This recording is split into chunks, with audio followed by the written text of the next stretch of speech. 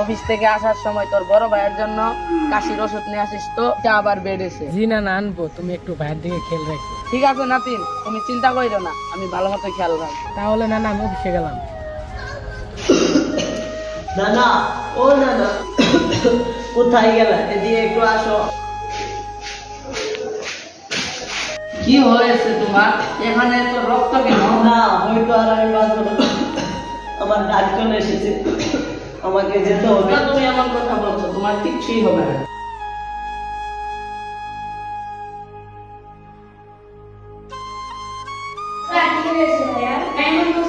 তুই আগে ডাক্তার ডেকে আন।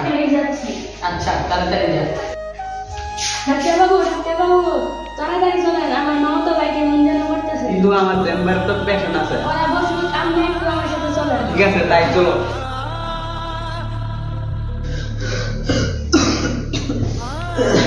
তুমি একটু ধৈর্য ধরো, ডাক্তার এক্ষুনি চলে আসবে।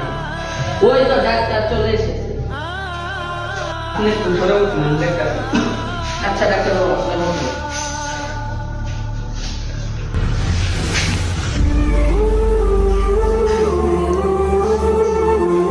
ডাক্তারবাবু, ভাইয়া কেমন আছে? এদিকে আসো।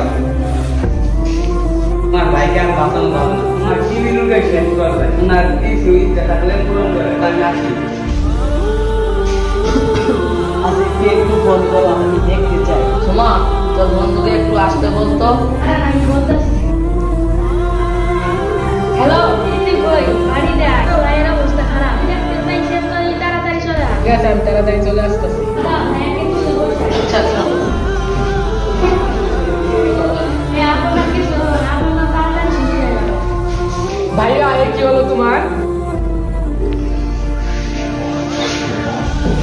ভাই আসি, নানাকে একটু খেয়াল রাখিস। দাদা একটু চুপ করো, ভাই আছে। লিজা তুই গেল আমার একটু টিফিনটা দাও, আমার অফিসে দেরি হয়ে গেছে। এই যে ধরো নাও। লিজা নানা কোথায় গেছে? নানা তো দেখছি না, নানার দিকে একটু খেয়াল রাখো কেমন? এটা কেমন কথা বলছো? এটা কি তোমার নানা আমার নানা না? না মানে আমি কেমন? এই যে বুড়া ঘরে বসে থাকলে হবে? কলপারে থালা বাসন কে ধুবে? আমি যাচ্ছি না তুই, আমি এক্ষুনি সব দিয়ে দিচ্ছি।